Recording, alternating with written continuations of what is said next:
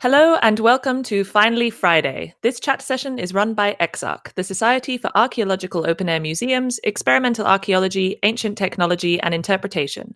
My name is Matilda Siebrecht, and today I am joined by two specialists from our EXARC community focusing on public outreach and communication at open-air museums. Dr. Zsolt Sári is the Deputy Director at Skansen, the Hungarian Open-Air Museum, which is a predominantly ethnographic museum focusing on life in the 19th and 20th centuries. His work revolves around the communication of traditional Hungarian culture, focusing on the social responsibility of museums to engage with past cultural traumas and modern world issues. Luke Winter is the founder of Historic Concepts Limited, which focuses on the construction of historic and prehistoric buildings for open-air museums and heritage centres.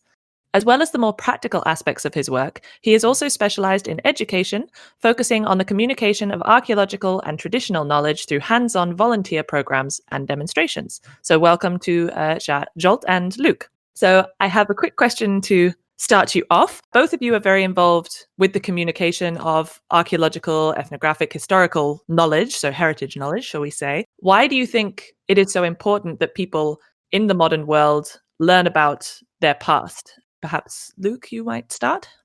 Yeah, so this is a sort of common theme in archaeology and the kind of work that I do, and it's a really critical one. I suppose essentially the question is, why do we do what we do? For me, there are some sort of crucial points about the importance of people learning about their past. We now live in a very modern world with lots of technology, and we are, without realizing it, I think, we're sort of losing touch with who we are as human beings and where we've come from. And we're losing touch, I think, really importantly, with what it takes to achieve basic things. So it's very easy to go onto YouTube, for example, and watch a film of somebody building a timber frame in 2.5 minutes, or somebody casting a bronze axe in 2.5 minutes, or somebody making a beautiful dye colour in 2.5 minutes. And everything is very polished and sped up. But we're really missing and forgetting those incredible processes of thought and practical knowledge and skills which are required to achieve things. The point of sort of transferring our distant past to modern humans is to really put them back in touch with what it is to be a human in a world which we affect, and the sheer hard work and sweat that is required to achieve things. Nothing is actually ever achieved by the press of a button. The work that goes in behind it is epic, but we tend to, in the modern world, really hide those things. So for me, it's really important to sort of bring those to the fore and really show the sheer hard work and commitment and sacrifice of our ancestors to get us to where we are now. Okay, thank you. So talking about basically trying to reconnect with our past in that respect. Jolt, do you have anything that you would like to add from your experience? I think Luke is absolutely true. About the Open Air Museum, I think one of the best example in the museums world, because even at the time when Open Air Museums were being formed, they did not only take responsibility for safeguarding and presenting the build and the object heritage, the natural heritage, but the intangible cultural heritage was also the subject of the museum research. And now, in my mind, the museum is an agora. And the agora aspect of open air museums emerged quite early.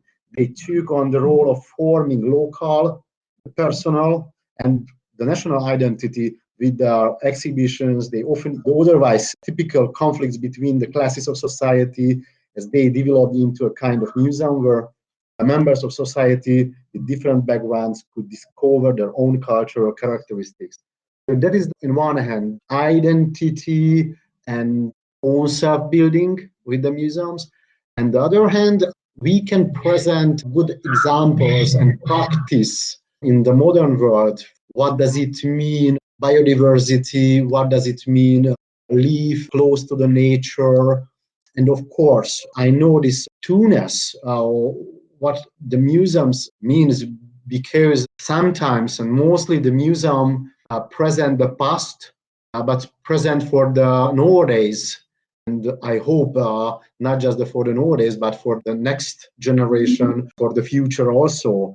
So I like this two-ness because we collect the material of the past and the present also, but focus for the future. And we have a big challenge and big possibility with the local communities to give a lot of answer for the question of the society. So you mentioned talking about how important it is for the future that we learn about our past. I know especially, Luke, you mentioned that before you have worked a lot with sort of children, education of children and the younger generations in this respect. So for both of you, do you think that there's a difference in how we project the past to children or to the younger generations as opposed to older individuals, for example? I find this really interesting. I've worked with many, many thousands of children over the years and many, many thousands of adults in very similar roles. So I've done projects where children have felled trees with flint axes and adults have done the same, and we've built enormous structures. But what I've found, and feel free to disagree with me, is that I don't tend to approach those two different age groups differently in any way when it comes to education. I think in the line of work that I do, the key is to kind of really get them involved. I always use correct terminology. I never dumb down regardless of age. And I think it's really important that we don't with children. Personally, I think, children are incredible things. I've always said if you had 10,000 7-year-olds, you could sort of conquer the world, which is probably inappropriate. But actually, they're entirely vibrant. They can absorb information in a huge way. I might be talking to a group of retired individuals or a group of 7-year-olds about humanity and our earliest existence. And I really don't change what I say between the two groups. And I think so far in my 25 years of doing this, that both groups get an equal amount from it. I think the biggest issue is the context of what you're saying. So the biggest issue in our field, full stop, is deep time and a comprehension of that. But to be honest, if you're talking about 20,000 years ago to a 7-year-old or to a 70-year-old, both of those individuals will have the same difficulty in comprehending what that is and what that means and how long that is and what humans have done in that time. So no, I mean, in short, I very rarely, if ever, change the way I approach those two groups. Would you agree with that, Zsolt? Yeah, it's really interesting. Sometimes the museums present different methodology and different possibilities for the different generations. And when we meet with the young generation, with the school groups, sometimes I understand how difficult the visuality with this generation. They need high qualities visuality in the museums. They use different tools, gadgets in the everyday life. And it's we need to make a compromise between the old technique, old technology, and the modern technology. And some of our educational program, we use modern tools, digital tools, but the youngs like if they use not just the multimedia, not just the modern tools, but the historical also. And we focused on the last few years for the intergeneration education. It means the different generation use the museum together, sometimes with the family also, but sometimes we manage the program for the different generations together. We invite for the same program school groups and people from the elderly house also. And there is fantastic. Because in some conservation, the young generation looks like as a teachers teach, for example, how use the iPad, how take photographs with a mobile phone. And the old people tell about how was it just after the war, how manage the conflict between the different minorities group. And there is a good possibility to involve the different generation in the museum. And I believe, as I told earlier, the museum as an agora has a possibility to give possibility to meet the different generation. And I think it's really important for us to collect the communities in the museum. And on the other hand, our educational program is not a formal educational program. We like an informal educational program. And the museum don't give just the answer for the youngs, but we give more and more question. And the discussion is really important in the work with the youngs and the school groups also. Do you have anything to add to that, Luke? Any further thoughts? Yeah, I think it's interesting. This is why discussions are so good. I think we're coming at it from quite different perspectives. My background involved the management of an open air museum for 15 years, the Ancient Technology Centre. And I suppose the sort of point of what we did at that particular site was, for example, there was no sort of paper or pens allowed on site. It was purely about experience and about what you did with your hands and with your brain. But I totally take the point that younger people access the past in a very different way to older people in terms of technology and sort of immediate access with phones and iPads and things. From my experience, I think regardless of that sort of modern technology, it's almost an imposition, because fundamentally I believe that although technology is a wonderful thing and can enable us to access amazing things, it also inherently removes us from real life. It segregates us from those real experiences such as touch and smell and doing and sweating. Sweat is common in my line of work. So coming back to what I was saying about children and older people, even if I take a 7-year-old child who has only ever really interacted with modern technology, when they have the chance to do something very practical and physical with their bodies and hands concerning the past, they very quickly sort of realign themselves with what we are as humans, which is people that do things as opposed to pressing things or swiping things. So yes, I totally take the point that different age groups might have different perspectives on what they learnt when they were children and how they learnt it. But for me, I would happily march down the streets with banners saying that in a way technology should be, I'm being flippant here, I think what I truly believe is probably that technology should be controlled. This is the wrong word, but it should be limited, especially in our younger people, because it really removes them from the real acts of engaging with the world, which I think is a real mistake. Do you have a response for that, Zsolt? I think the modern technology is absolutely just a tool for the reach museum goals. But I think the most difficult things with the young generation to reach the museum, if we involve the youngs in the museum, we can be successful. But the most difficult, how can we invite the youngs? Of course, not with the school groups, because the school groups are arriving to the museum. But how can we invite the secondary schools young to the museum alone with their friends or with their families? And the most difficult work in the museum to communicate with this generation, to invite to the museum, because in the museum, I think my colleagues find a lot of solutions to involve the people with the good programs. And in the museum, they are realized, oh, the museum is sometimes sexy and not a boring institution. That is my focus point in the museum, to think the young generation, the museum is sexy, really sexy. We would like to make something there. The museum is absolutely open place where we can discussion, where we have a good time, good eating, good program. We meet together with our friends. So it's a really hard work, yeah.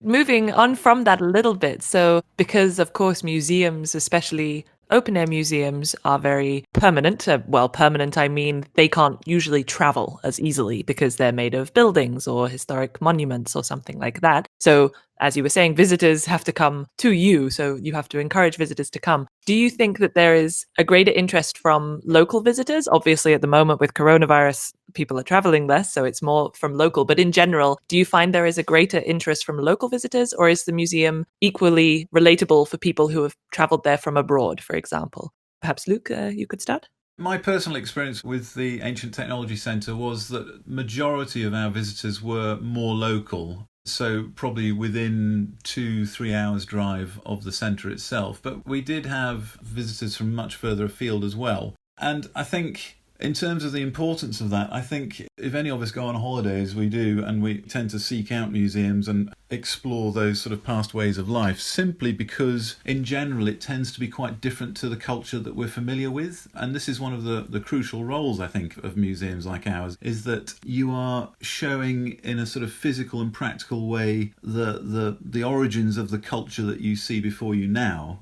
And I think in terms of sort of expressing to other cultures how our culture has begun and how it's transformed over time. I think it's nothing but relevant in the modern world, in any world really. And, when you look around the modern world and the issues that we've had in the last many millennia, actually, in terms of cultural conflict and cultural segregation, I think it can only be good to show not only the differences in cultures, but of course what underlie those differences are the commonalities of humanity. So, again, what we are as humans, where we've come from, the struggle that we've had for the last 2.5 million years.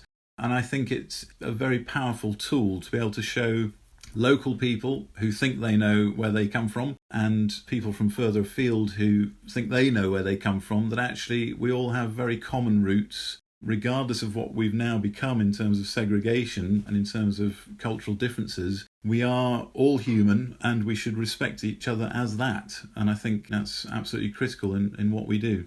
Would you agree, Scholt? In my museum, 60% of the visitors are local and 40% come from abroad. And these two groups see to the museum in a different way, I think. We defined the museum as a community museum. And for the tourist people, the museum is a touristic attraction. But for the local people, we would like to be a community museum. And most of the local people come to the museum not just one time in a year, but more time. And I think we need to be the community place and community museum. The question always arises how the community can be integrated into the life of the museum, how they can become participants when they were just passive onlookers in the past. And we need good common communication with these groups. And if we speak about the museum as a permanent institution, which should stay in the same place, how can we reach the people who has not possible to come to the museum? We have two interesting outreach programs. The first is a suitcase museum program. It means our education department travel a lot in the countries to visit schools are from the museum. And sometimes this region in the country are the most poor, really poor region. And sometimes they are not possibility to visit the museum. And there are the one possibility to reach the museums and the knowledge of the museum. And the other program, it was started in 2017, the year when was the 15th anniversary of the museum. And the Jubilee programs included an interesting feature, traveling exhibition. This mini traveling exhibition actually means that we go around the country in a converted and renovated minibus, and we stop at the settlements where our translocated buildings come from. And the museum returns the communities what we earlier received from them in a symbolic digitalized form, architecture surveys, photos, objects photos, and ethnographic collections. And that was a real point when we meet again with the communities, the different communities, and we rebuild again the bridge between the museum as a national museum and the different local communities over the countries. Wow, yeah, they sound like some great initiatives. I suppose also there's a bit of a different in approach, perhaps, because you're both involved with different time periods. So the Hungarian Open Air Museum is more an ethnographic museum than necessarily archaeological, whereas Historic Concepts and the Ancient Technology Center was more involved with, like you said, the sort of deeper time of human history. Luke, do you think that that affects how much you can engage with the public in that respect? Yeah, I think it definitely raises issues. I mean, one of the sort of biggest issues in my line of work in the last years has been evidence. So the issue we always face is a lack of evidence. So regardless of what experiment you're running or what you're reconstructing or what you're teaching people, you're always starting from a standpoint of at maximum 5% evidence surviving. So this immediately throws lots of spanners into the works, and you have to really sort of work around that issue. I never try and hide that issue from my volunteers and from the projects and the people that I teach. And in fact, that's a really important part of what I do, is to try and engage people with the questions that surround archaeology and how you can attempt to navigate those issues. Ethnography is something that I've obviously drawn on in the past. And of course, what that supplies you with is evidence that we no longer have in archaeology. So you can understand some of the finer cultural details that sort of are imbued in an object, for example, or a structure, and you have hard evidence for it. Although, of course, it's never quite that simple because there are many different opinions and many different sort of investments and emotional investments in a single object from individuals. But certainly in terms of the work that I do, it's a really tricky balance between navigating, using as much evidence as you can find to its best effect. But at the end of the day, you then have to draw upon what I think is, again, common sort of human experience and common human knowledge, looking at far more recent but historical traditions of working materials and processing materials and gathering materials to kind of end up with a finished picture. Obviously, the issues that surround that are we could spend 6 months building an incredible structure, and at the end, we make it really clear to the public that then visit and the groups that have been involved that these are the bits that we are confident about. We know where the posts were placed. We know that there's evidence for this kind of cordage and that type of knot and that kind of joint. But really obvious things like the height of a roof or the pitch of a roof or the soft furnishings that might have gone inside the building are still really up in the air. And so ethnography gives you that other dimension to be able to say, but we can say that cultures living elsewhere using a similar set of materials in a similar climate have this in their buildings. We don't know that would have been the case in the archaeological record, but you can sort of try and bulk out what is missing in the record, because the risk is that if you don't do that, you then present the past to those people that you're trying to engage with it as a very dry and very Spartan world. And of course it wasn't, because if we only used the 5% evidence that we had for a roundhouse, for example, you would then present the public with a really basic structure without much decoration, without much sort of fine carpentry. And I think that's a lie. I think that's misinterpreting the past. When you look at any other culture around the world that lives in traditional ways, their worlds are full of colour and design and music and storytelling and all the things that we cannot find in the archaeological record. So for me, it's really essential that we sort of combine those two things. I understand, as everyone else listening to this will do as well, that the issues with using ethnography and archaeology, and you can't simply state that, because it happened over here 100 years ago, that means that it happened over there 5,000 years ago. It's really not that simple. But I do think it's important to attempt to blend the two things. Balancing the amount of evidence that you have and sort of how authentic you can be to what we know was there with kind of engaging visitors and suggesting, shall we say, suggesting is a very creative word, but other situations or how it could have been in that respect. Do you think, Zsolt, you experience a similar issues in terms of kind of the balance between, shall we say, authenticity or the presentation of just bare facts with kind of engaging exhibitions? In the last few years or 20 years, many things are changed. When the museum was opened in the 60s and after in the 70s, most of the visitors thought about the museum as a real part of their history, their memory, because the buildings, the furniture, situation was friendly and ignored. But now, the young generations, the whole museum are some pages from the historical books.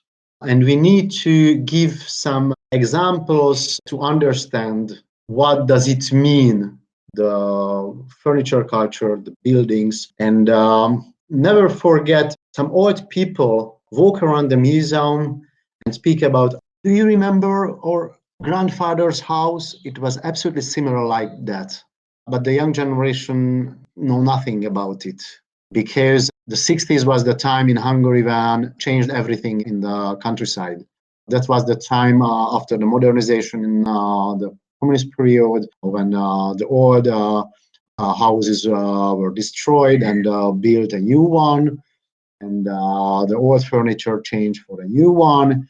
And the Open Air Museum, as a museum institute, present the exhibition The Peasant Life was so nice. Sometimes I think our presentation via the colorful pink Rose-tinted glasses. Everything are really cleaned. Everything are very nice. These people always just singing, dancing, and enjoy the life. And we don't speak about the backside.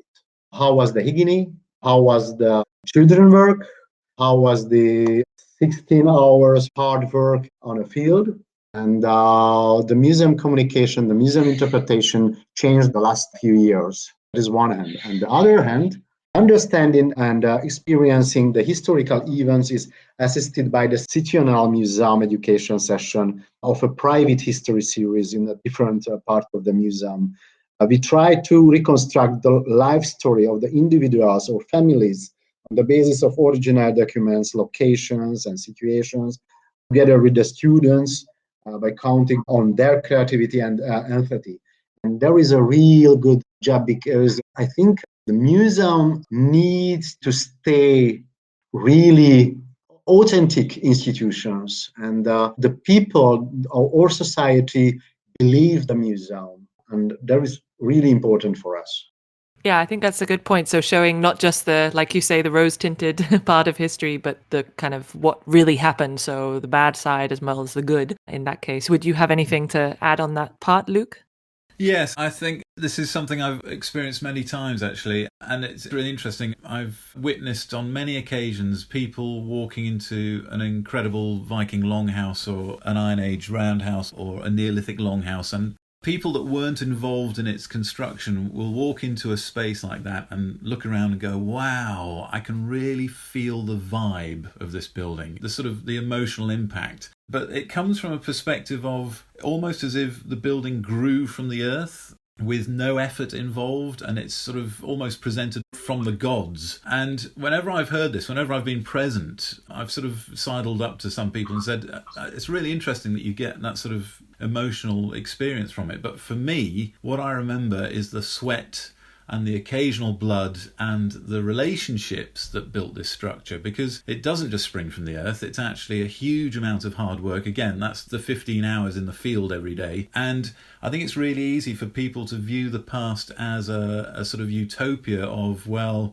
you know, people, yes, the crops somehow grew, we drank a lot of cider and we sat in sunny fields with fluffy bunnies. But of course, the story of human history is, of course, nothing but sheer hard work for 99.9% of the time. So yes, I've definitely experienced that sort of perspective of, wow, isn't it beautiful, which it is, and isn't it wonderful, which it is. But, and again, this is why I do what I do, is because when people are physically involved in those projects, they can stand back at the end and say, wow, but they will always remember the hard work, the sweat, the incredible ingenuity that's required, the knowledge of materials and skills. But as important as all of those things, every building that I've ever constructed and designed, when I look at it now, I remember the people involved. And so a building is almost a testament to the team and to those incredible individuals that gave up a lot of their time and learned a huge amount for many months, sometimes years, to enable that building to happen. And it's a very different perspective. It's a perspective you only get when you've done it. You can't get that from a screen. Do you have any final words to add to that, Zsolt? I think no matter how much we wish it was, the future will not be like the present. And the museum need to give a more quickly answer as in the past, because I think this year, this pandemic period was a good example how quick react the museum for this situation, to make lots of online programs, online materials for education, virtual exhibition as well. So the museum needs to live together with the society and react quickly and point. And for me and for my colleagues, it is a big challenge to change in the mind and think about, yes, we have some really good answer for the questions and we would like to share it with the audience. I think that's a good stage for a final question. What are your plans for the future, either in terms of yourself, your work, the museum, and how can the XArc community who are listening in today help to make a difference, do you think, in regards to the points that we have discussed today? So maybe Luke first. I think the future is a really interesting question, and I know I've probably sort of banged on about my objection to technology. Of course, I live and use technology every day of my life, as does my family and everyone that I know. So I'm not against it per se. I just feel that the seesaw has swung too far in one direction. That doesn't mean I can change it either, and I know where the future is heading, but I think it's been really interesting with the pandemic, which we're all sort of struggling through at the moment, is that for the first sort of 2 or 3 weeks of the first lockdown in the UK, I think everyone was amazed and they looked at skies that weren't full of aeroplanes and they heard birds singing in their garden for the first time in years.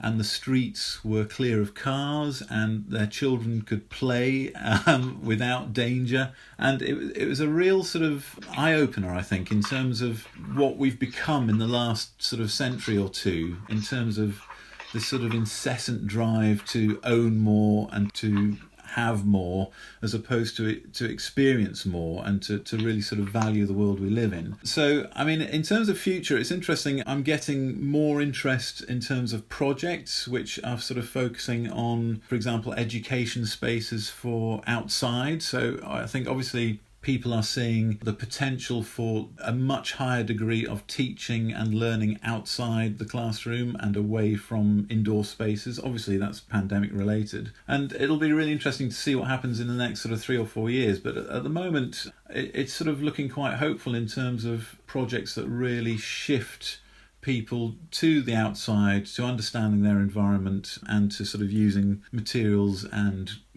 Yes, so essentially looking into the future, I think all of us probably as a community, we need to consider really seriously, yes, how we can engage people possibly outside our current understanding. So yes, we currently understand education in terms of going to museums or visiting historic sites, but I think things like the pandemic have really made us have to think, which is a good thing, about how that happens. And yes, I can see a lot more sort of interactive online resources happening, but I would like to think that will come hand in hand with a lot more outside learning and real learning within our local environments. Okay, thank you for that. So, Joel, do you have any ideas for sort of plans for the future, either in the museum or your own work, and how people like the XArc community can help to make a difference in regards to all the things that we've discussed today? For our museum, is not acceptable if a great number of people in our country or in our local community are not in touch at all with our museum. So our aim is that everyone, all the different communities regard the museum as one of their own. To achieve this, it is necessary for the museum to embrace some elements or memories of their history. By this, the museum can become relevant for everyone. And whatever the individual finds interesting in the museum, it will contribute to their identity. This approach requires to do a lot of work together with the communities. One of the most important issues is that, for example, the ethnic minorities are to be represented in the collection of the museum so that they can meet their own past, memories, and stories in the museum. So we need to collect the heritage of these communities, to discuss together with these communities, and to find a different platform to meet with their communities in the real and in the virtual as well. And for the network of the museums and heritage institutions, I think the really important to build a network, to discuss together, find a possibility to work together, and change the experience, because sometimes we are in the same stage and we have the same problems also. Okay, thank you. So yeah, similar ideas in terms of engaging more with our humanity, with our history, with our past, with our heritage, but also engaging more with others within our community, which I think is an important message today. And I see that we already have a couple of questions. First one is from Roland. In how far can we share authority of what a museum presents to the public? Can the public help in designing an exhibition or decide what building is reconstructed? So what's the limit of the involvement of any public? Who is the owner of a museum, shall we say? Perhaps Schultz, you can start.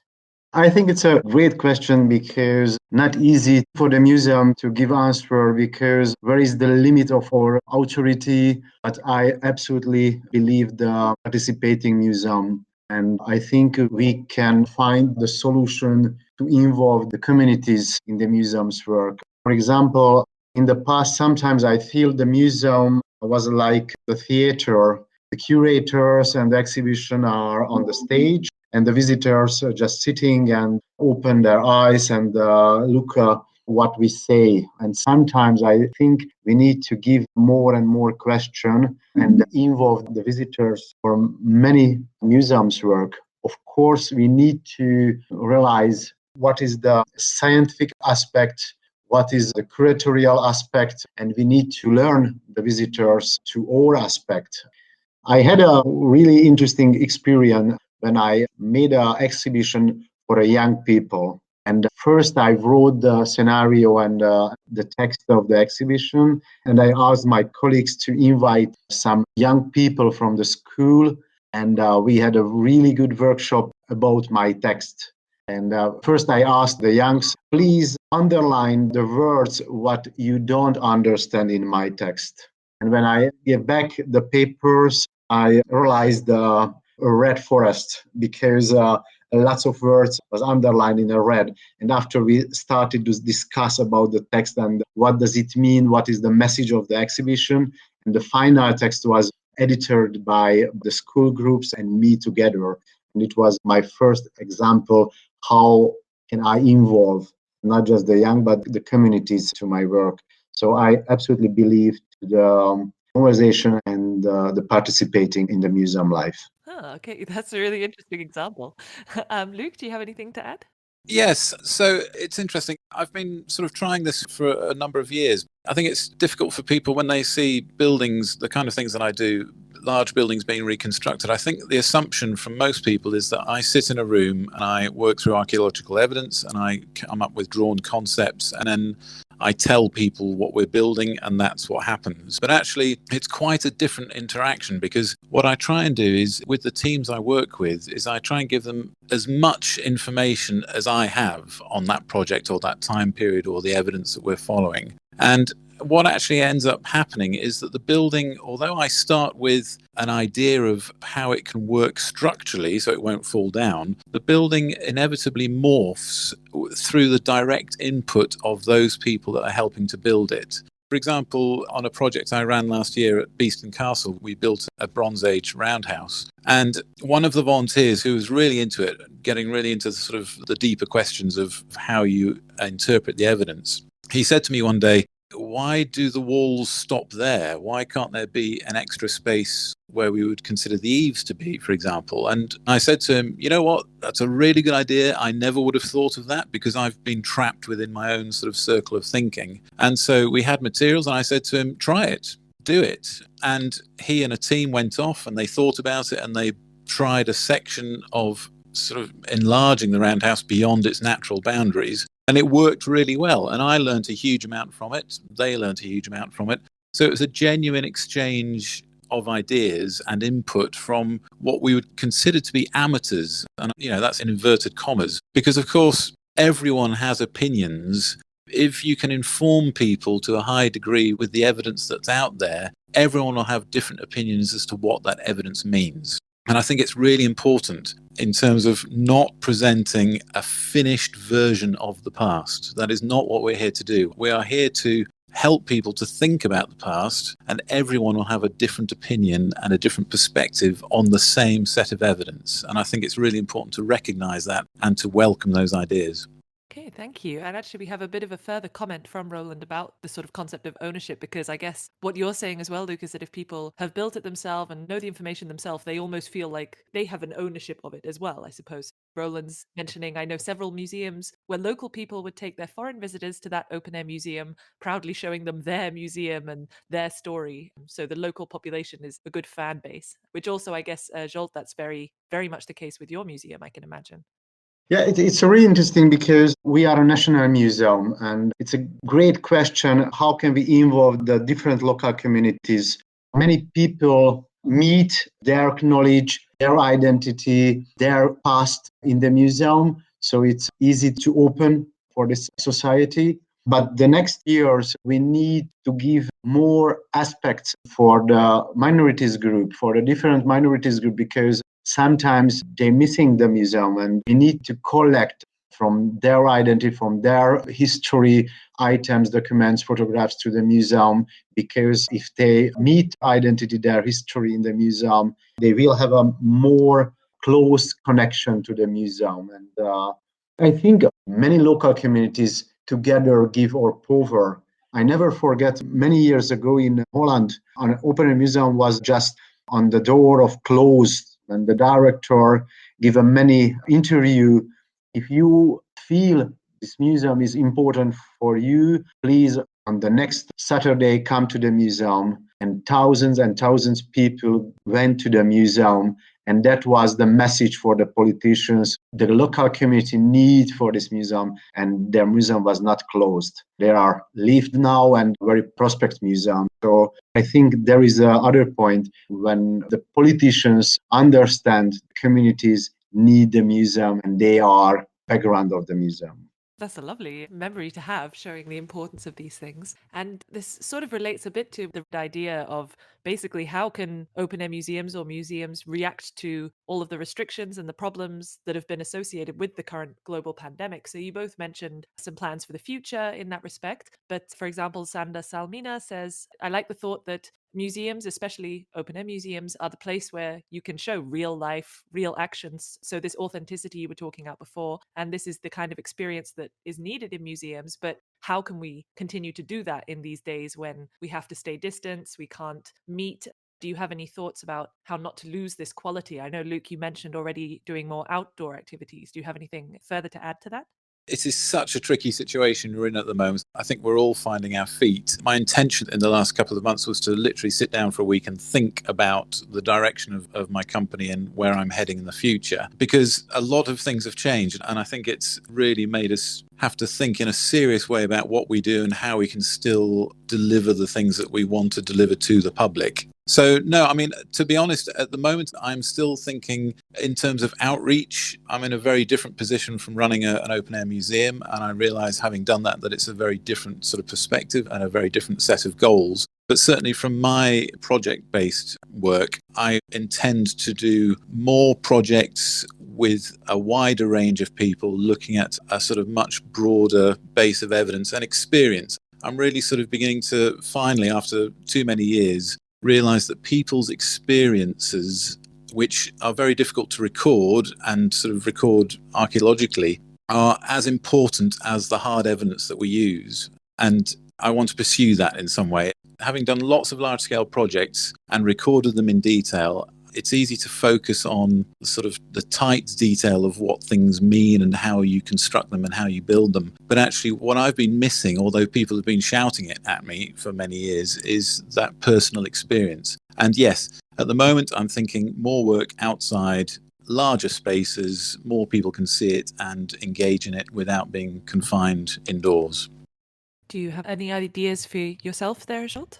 I think this year was absolutely financial disaster for the museums, not just the building museum, but the open air museum as well. In the beginning of the year in Hungary, the museums were closed. And when we opened the museum, we see the people, the visitors came back just slowly, absolutely slowly to the museum. The people were more open to the open air museums. I saw of the visitors in a different museum, and the open air museum was absolutely on the top. But I think there was a fear among the people to visit cultural institutions, museums. And I don't know what will happen on the next year. How will the financial situation on the next year, how many people lost the job, how will be the family budget on the next year, possible to visit the museum, how change the thinking about the museum. For example, in this year, we lost more than 70% of the school groups in my museum. We hope on the next year, the schools will be open again for the museum's visit. But I think we need more and more work to invite the people again to the museum. At the moment, for me, the future is not so nice, but I think we have a possibility to build again our audience group. It does indeed seem there's a couple of people working in museums or open air museums who are worried about the future, as of course are a lot of people in heritage work. We will move on to a slightly more positive question, but I think this is an important point. From Roland, we have another question. Is there a clear difference between real and fake buildings in a museum context? Does the public respond differently? Do people question at all what they see, what is presented to them? Perhaps, Luke, you have a lot of experience with building things. You can answer this. Yes, from my experience, the visiting public have become far more savvy over the last sort of 20 or so years. And it's really clear to see. I've done various work at historic festivals over the last 5 years.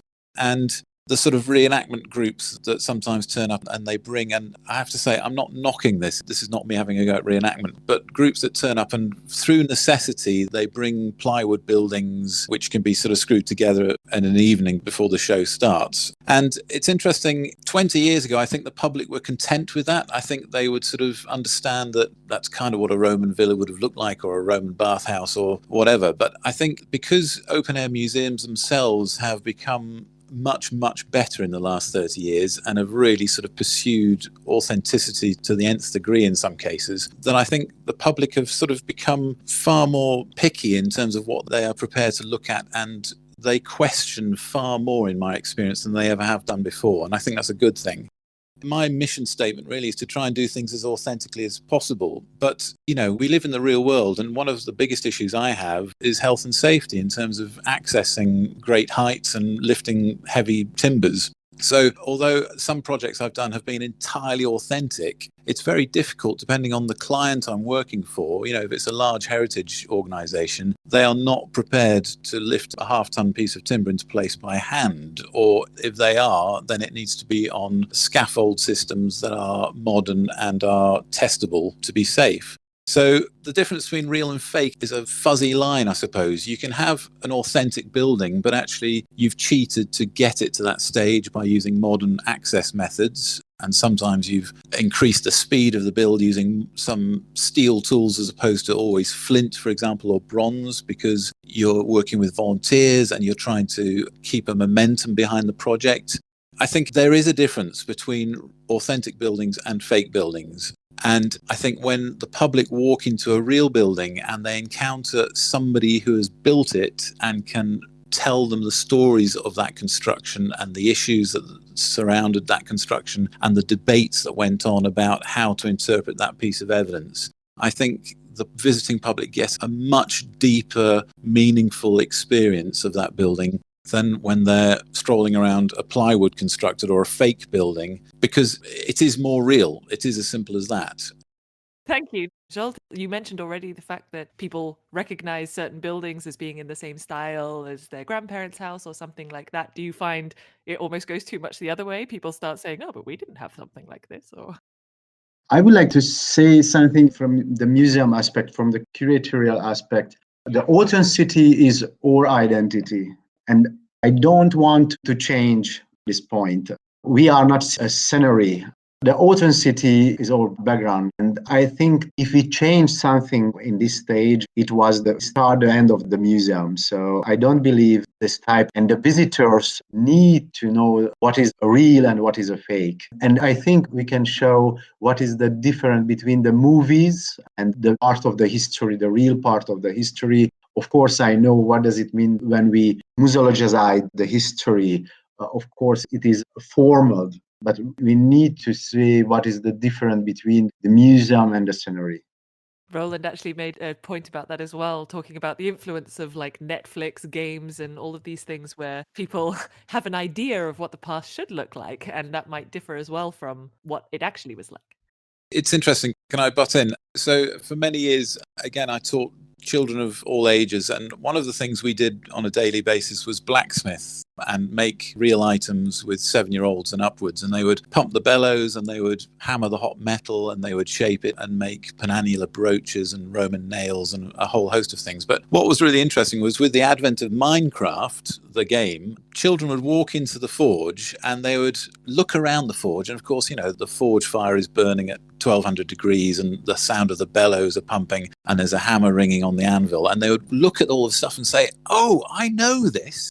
I've done this on Minecraft. And You put the metal in the forge and you shape it. And many, many times I said, you're absolutely right. That is basically the process.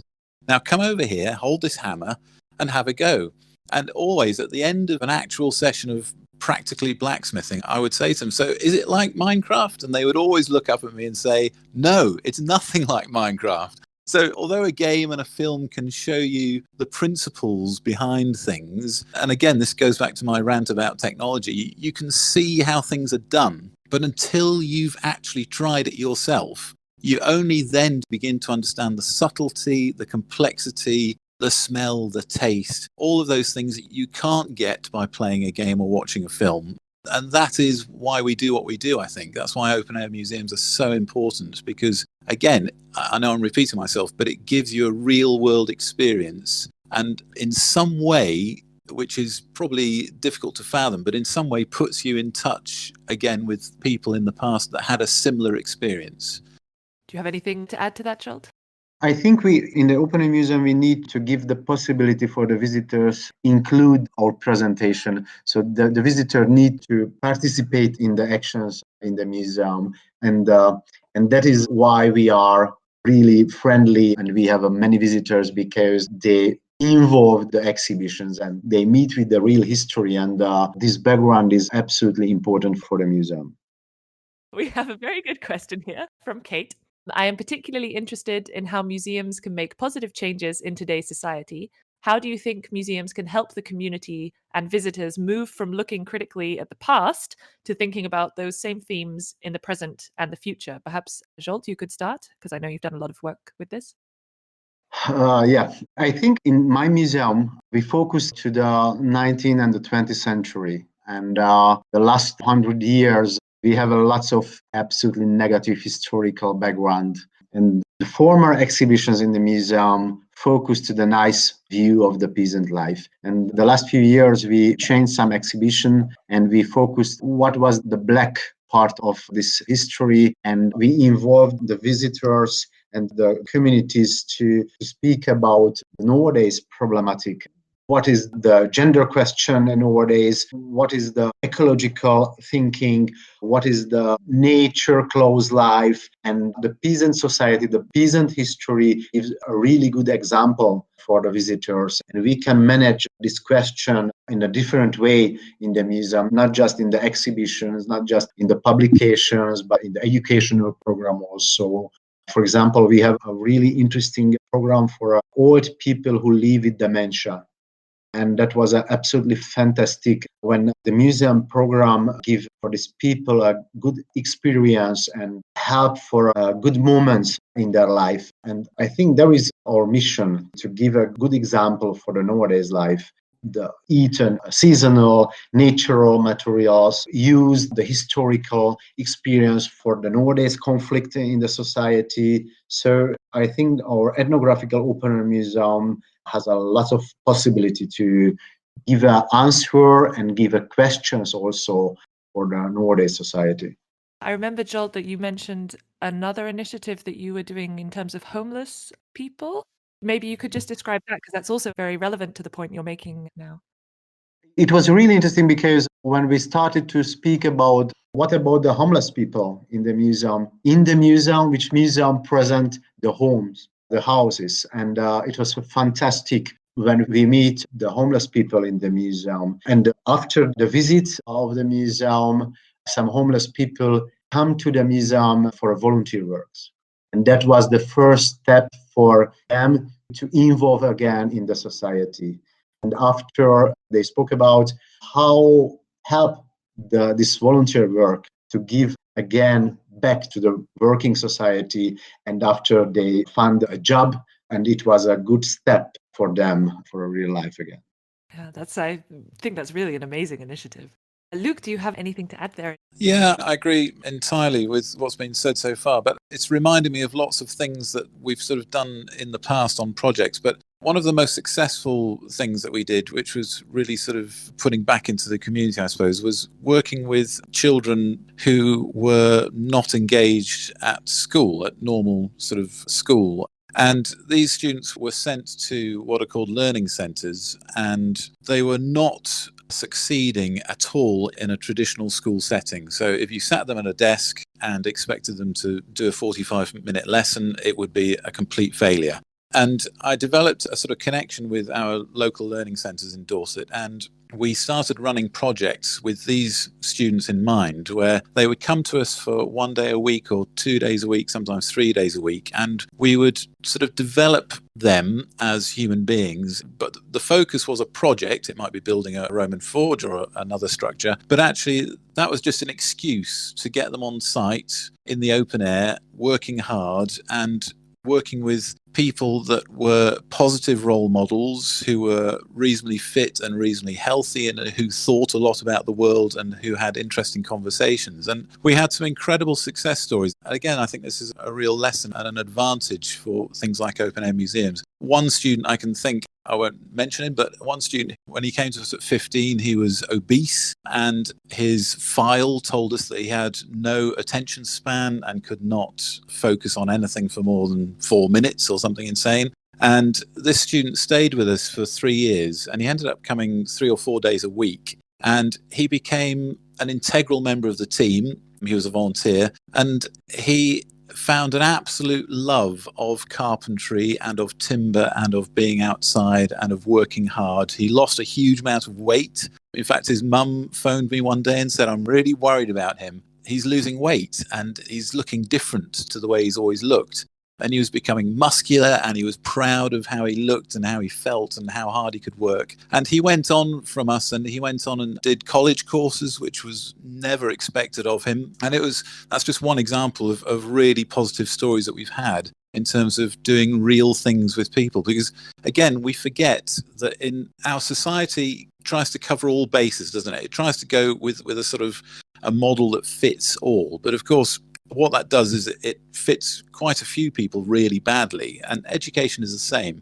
We know, and the literature is there, that shows that people learn in very different ways. We still expect everyone to learn in a way that involves a school and a classroom and a teacher. And I think the kind of projects that we run are a really good example of expanding that educational resource, that educational experience, into very different areas.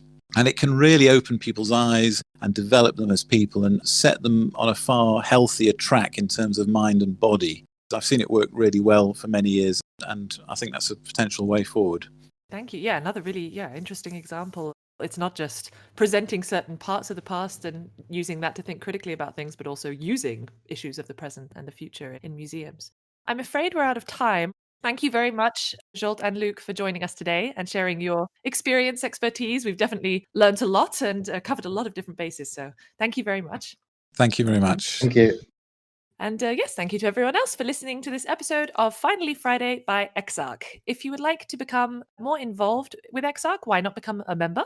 Alternatively, you can make a small PayPal donation through the website to help support EXARC in its future endeavours, because as we've heard today, it's going to be tough for, open air museums and archaeologists. But anyway, enjoy the weekend, everyone, and see you next month for another episode of Finally Friday.